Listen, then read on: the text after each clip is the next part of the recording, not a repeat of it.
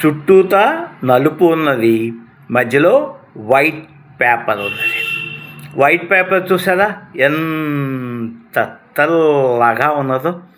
అలాగే మన మనసులు కూడా గార్డెన్ నిధిలో ప్యూర్గా ఉన్నాయి.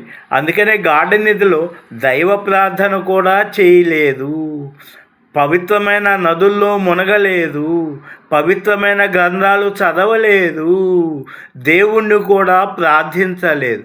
మనం గార్డెన్ నిధిలో దేవుడిగా ఉన్నాము.